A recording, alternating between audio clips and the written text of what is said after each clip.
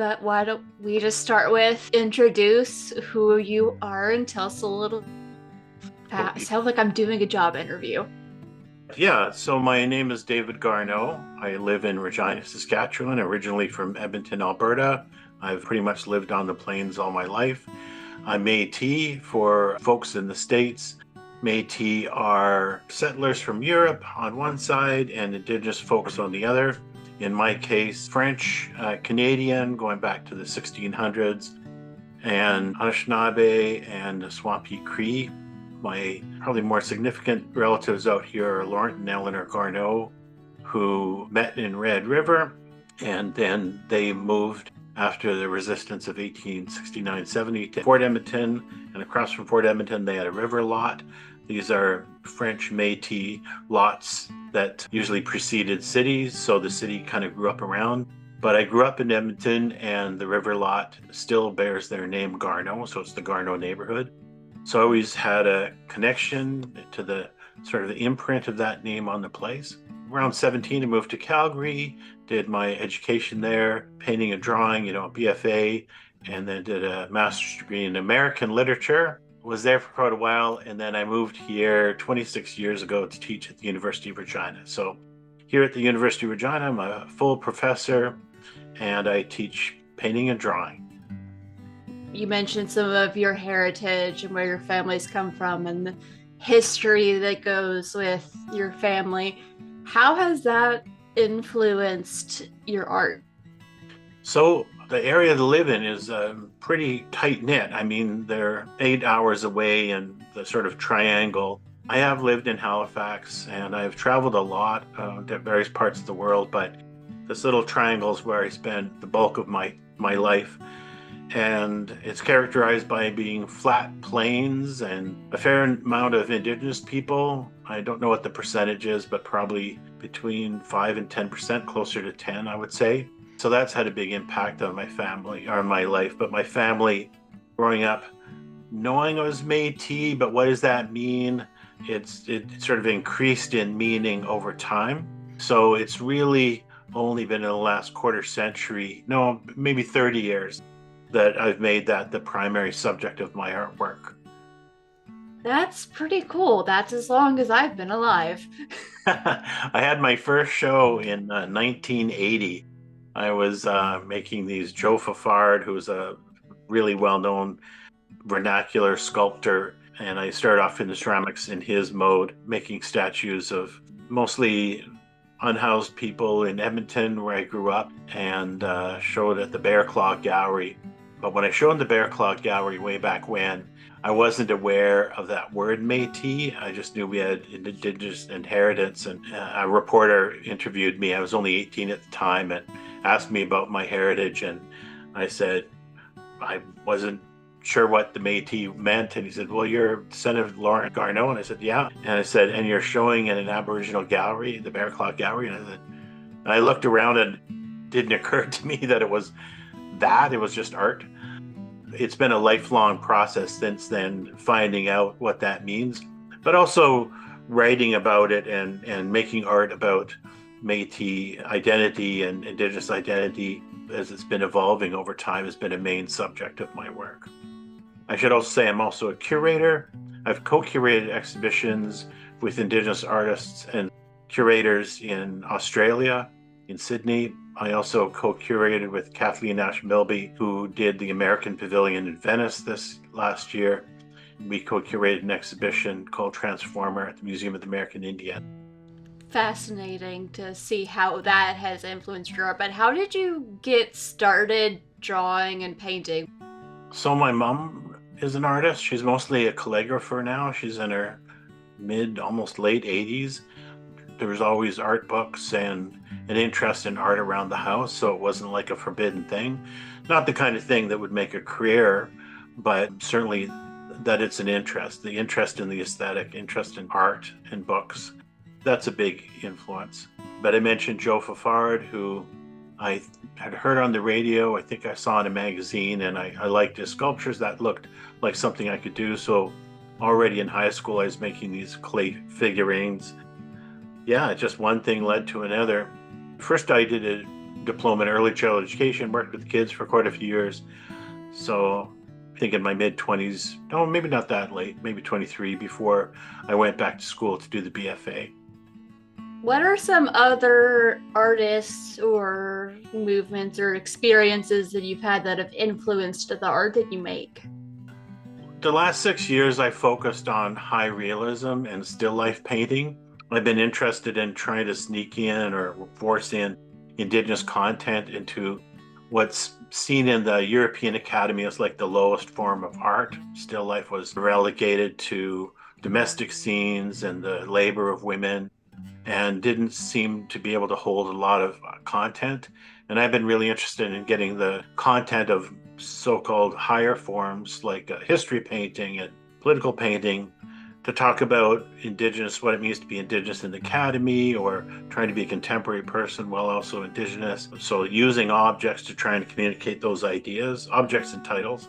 So while I've been focusing on high realism, so interested in surrealists like Magritte or all the great Vanitas European painters, I love everything. The only thing I don't respond well to is non-objective painting, but every so often I'll see something that blows me away. So it's really everything. And because I teach, I have to be open to all the different forms, and I am. I really like and look at everything. There isn't anything that I've been focusing specifically on lately. It keeps shifting. While I'm doing this high realism now, I have painted much more abstractly and pattern paintings and all kinds of other things. So it depends. I shift my style and medium to suit the content that invades my mind at any particular time. So an idea might be really not fitting into painting. So then I'll go to video or performance or curation and especially writing. There is a local realist painter, like an Audrey Flack school, named John Hall, who I didn't take classes with him, but he taught in Alberta when I was a student in the 80s. And another local artist there, Chris Cran, an indigenous artist, Alex Janvier, who's more abstract, had a big impact. Kind of a performance artist and thinker, Peter Morin, not a painter, but he influences me in terms of some indigenous content. Lots of different things to try, lots of things to draw inspiration from, lots of stories you can tell. Clarifying question for someone, because I haven't studied much art. Most of my knowledge comes from the internet and hanging out with Watson. So you mentioned something about non-objective. What does that mean? So I've actually written about this, about how most indigenous artists make representations of one sort or another, even if they're hard to figure out or they look like they're symbols. They always refer to something in the world. So non-objective painting refers to, like your Jackson Pollock drips or Rothko, the mid-century modernist painters, but also minimalist sculptors. And I'm just left a little cold by someone who's not getting me to tell a story in my head or doesn't have reference. There's all sorts of philosophical reasons why those things leave me cold. But as I say, I remember being in Washington, D.C., they have pretty good Rothkos there, and one of them just took my breath away. So I appreciate most forms of art and just the sheer tenacity of someone to do something adventurous like that. But I prefer things that have a narrative quality and tend to engage the world rather than try to escape from it. I understand that, and I agree. I enjoy art that carries a story with it, because I'm also a writer, but I write fiction, fantasy, sci-fi, stuff like that. But there's just something about coming across a piece that tells a story and you just sit and wonder about it. Yeah, I like looking at art and literature to see what the artist is trying to say about the times they live in. And all of these activities at their highest level are very difficult. But when you see someone succeed, not only in the high art echelon way, but also with the regular viewer, that really catches my attention. That's a tough skill. It's a tough skill, but a powerful one.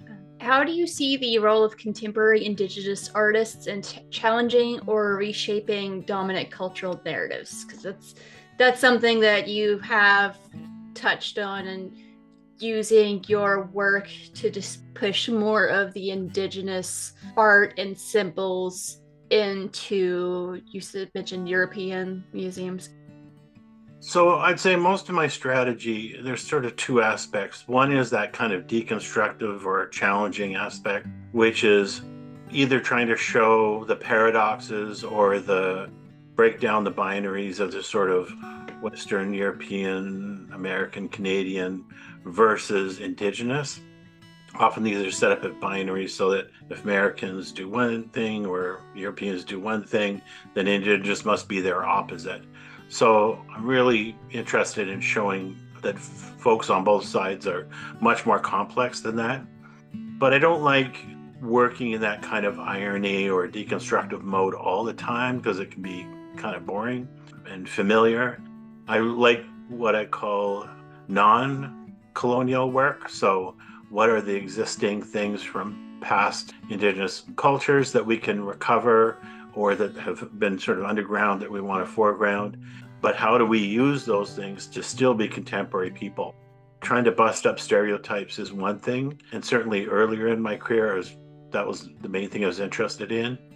But also trying to visualize what it means to be indigenous at this time and not just as a historical project or trying to live in the 18th or even pre-colonial times. So yeah, it's a complex play of that. And I do that in painting, but also in museum work and curation and writing. What are some pieces that you've done recently or pieces that you've seen that you think capture what it means to be indigenous? That's all of my work, but I'm really proud of a couple of projects that I did in Edmonton. So one is a large public art project with 544 paintings that I worked with a team on, and we installed it, I think it's 5 or 6 years ago, and it's in a bridge in Edmonton, so just down from where I grew up and where the Garneau River Lot neighborhood is. And it's a long 200-meter bridge. It's 15 feet in the air, 15 feet wide, and there's all these paintings going along the roof. And as you walk, it tells various stories, or you make stories up. People can walk, indigenous folks who know the stories can point up in their neighborhood stories, their indigenous stories, teachings that I got from elders there, especially Jerry Saddleback and Joanne Saddleback and other people I interviewed. I painted quite a bit of it, but my team, there's about a dozen of us, painted the rest. And it's just this, to be able to work at that scale and again, all these complexities coming to play, telling family stories, animal stories, star stories, that it was just. And then downriver, there's Fort Edmonton, and I was part of a very large team, and I was the art director, so it came up sort of the visual look. And so there's these large screens. It's like a museum type setting in a way, but mostly it's storytelling, this large screen with animations. And so I did the artwork that animators worked on and projected on the floor, but the screens run the length of this long hall, and there's bison that go there and birds. Anyways, I just love being part of a team. I collaborate an awful lot, and those two projects were among my favorites. After the bridge, I was exhausted with that scale, and so really that's why I'm doing the still lifes. They're smaller, some are large, but mostly they're a lot smaller and more intimate and more personal. Yeah, you can only do so much life-size work, which is still truly impressive. Also, what's it like working with the team, either on a large-scale project or maybe a smaller scale project, but working with people who have different talents, different skills, and different interests? What's that like? All of the curatorial projects I've done in the last maybe 10 years, I've always paired with an indigenous female curator, and either they've invited me or I've invited them. And it's because you need a range of expertise rather than just telling my own story or from my point of view. I appreciate sharing the load and sharing the burden. Yeah, it's a true collaboration, where two people coming together to make something that's more than just them. So I really like that. And these other projects where there's much larger teams, that struggle between having your vision and realizing it and not it being drowned out by competing visions is a struggle. But when you go in with a kind of a mission of service, knowing that you'll make necessary compromises, that's a pleasure. It's kind of exciting to work that out. And I have to say, especially with both projects, those two kind of public art projects, they were completely Indigenous led. So we were already on the same page. So it wasn't a big battle that way. Even with the curation, it's the same. So I don't think I've faced many difficulties, and certainly nothing insurmountable, and been proud of the products. There's nothing I've worked on where I've wanted to walk away not claiming my participation.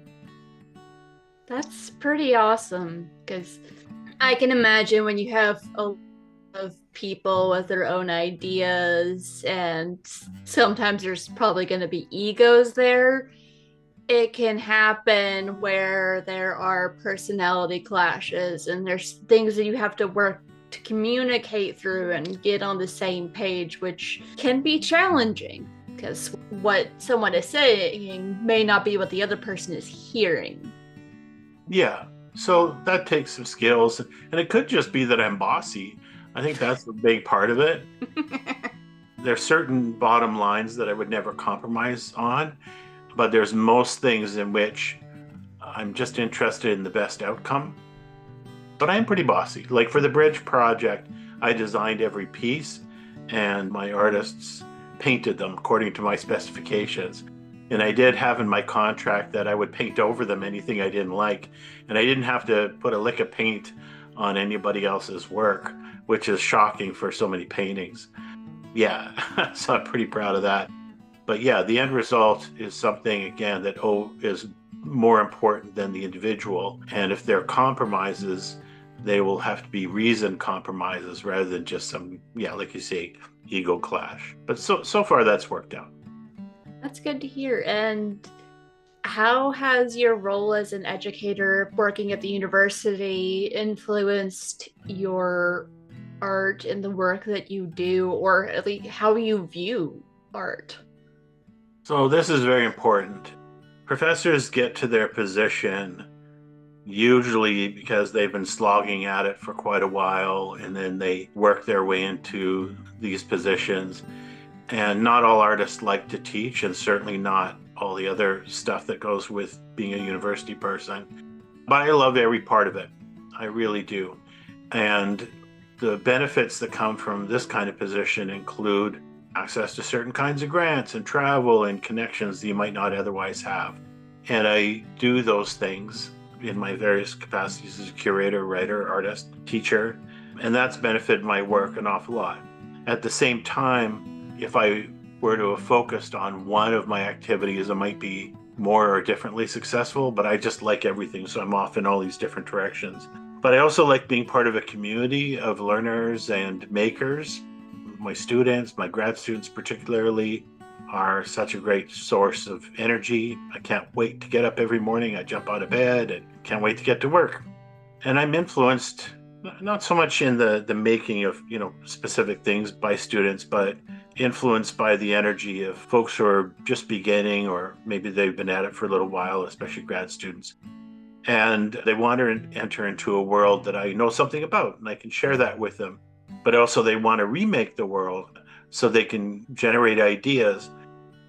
As a prof, I have a life outside of the university, but it's still kind of tethered and connected. So I do a lot of traveling, and I'm in various committees. I'm working with Indigenous copyright. I was in a meeting in Vancouver about that. I'm working on Indigenous public art policy and that. So I'm going to be doing a talk in Calgary. And I do all these things that are part of the university gig, but really part of that larger responsibility. And as an independent artist, if you have to chase the buck for everything, you can't really do all those work. So as a prof, it's your responsibility, but also a pleasure to be able to extend and do that kind of community work. So I really enjoy that as well. It takes a special kind of person to be a teacher, but teachers can also have a huge impact beyond what you might think. Like I've had professors or teachers just a simple statement that changed how I approach life. Like when I had an English professor who noticed I was like kind of holding myself back in discussions because I can talk a lot and keep going and going and go on tangents, and I have lots of thoughts and ideas. And she noticed I was kind of holding back. She encouraged me not to do that and to instead ask questions because I have good questions. And now I'm here doing a show that's on the radio where I'm asking people questions. It's great. Same experience, actually. I'm actually a very introverted person and more extroverted about things that I have some competency in. But among the ways that I kind of broke out of that really closed off area was I had a radio show, a couple of them through the campus radio in the University of Calgary. One was called Brains on a Leash and Art in the Age of Mechanical Reproduction. And it sort of forced me into conversations. They were live, though. We didn't have the internet then. But that way of speaking about something that I'm passionate about and engaging in things that other people are passionate about in live radio was awesome. I also started my career with a lot of writing, doing a lot of reviews, expressing my opinion. And so you get your voice over time. So yeah, something very similar there. What was the first book you had published? I publish a lot, and I publish a lot of writing, but they're all chapters in books, and there are quite a few of them, and lots of articles and online essays. I write for a publication called Rung, which is Southeast Asian mostly, but I have a column there. It comes out a couple times a year. But this book called Dark Chapters just came out at University of Regina Press. And again, I think I am a bit bossy. So it's an exhibition, it's a traveling show. These are metaphorical still life paintings that, as I was saying, use things. So here's like a hymnal, a Catholic prayer book with sage being burnt on it. And that would be kind of sacrilegious, but it's not the Bible, but it wouldn't seem sacrilegious. But I'm interested in syncretism, where two faith traditions or two cultures come together. So some of the paintings are about that. So these are highly realistic. Some of them are large. You can see in the back there's a big one, a big pile of bones. I thought that was actually a pile of bones back there. Not gonna lie, I thought you just had like a statue or something back there. So I paint one a week, whether they're small, medium, large, in addition to all the other things I do. But that's my main life commitment. And I put them out on Facebook every Monday. Some of the better ones were collected into this Dark Chapters show, and it's being traveling across Canada. I thought I'd like to extend that. I don't want to write about my own work. I'm a writer, I can do that, but I don't want to also give my stories away. I want people to still engage with them. So I invited 17 writers, poets and essayists to choose a painting or two and write about them. Yeah, collection's amazing. So I get it. I have certain ideas, and then I have other people write about it and come up with things way more brilliant than I would. So here's Billy Ray Balcourt writing about a painting of a fly, an orange with a fly on it, and it's called A Problem with Pleasure, and they wrote a poem to accompany it. So an anthropologist was writing about this one. It shows a bell jar, like a specimen container, trying to capture the smoke. So this is about academics trying to capture something that shouldn't be captured or shouldn't be recorded. And so, yeah, they wrote about these, and then we got enough of a Canada Council grant. So when the show travels or there's a book launch, the writers are invited to read their bit or have a panel discussion with me. And we've done a couple so far, and it's just been fabulous. And then in the various exhibition sites, I have talking circles. So my community, Métis people, gathered together when we were in Nelson, British Columbia. It's going to the Yukon next. Whitehorse, and here in Regina and Calgary and Vancouver and other places, London, Ontario. And each time there'll be a circle. So it's an excuse to talk, share ideas, particularly around how you be a contemporary person and retain indigenous cultures. It can be hard to hold on to that. Some people might look sideways, but that history and that connection is important. It's really important here in Canada. I used to be pessimistic about whether the sort of Truth and Reconciliation program would have any legs, but it really has. It's help transform Indigenous experience in the academy, but also in daily life. So yeah, it's been a really big deal. Used to be in Australia an awful lot before COVID. I was there more than once a year, and they're similarly engaged, but now with a sort of swing to the right, there's reconsideration of all of those things, but mostly in Australia and the States, but a little bit in Canada. But the benefits have proven, I think, to be very strong all the way around. So I have the sense that it'll keep continuing.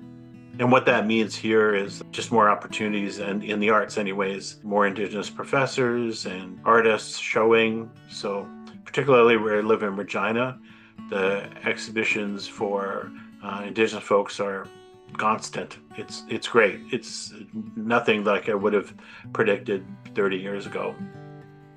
I love to hear that. You've been listening to an unexpected art interview with David Garneau. Stay tuned next week for part 2 of our conversation. If you like what we're doing, you can follow us on social media and join the conversation over at An Unexpected Art Lesson on Threads, Blue Sky, and Substack. And you can also support us over on Patreon. Get early access to episodes and other fun things at patreon.com/anunexpectedartlesson.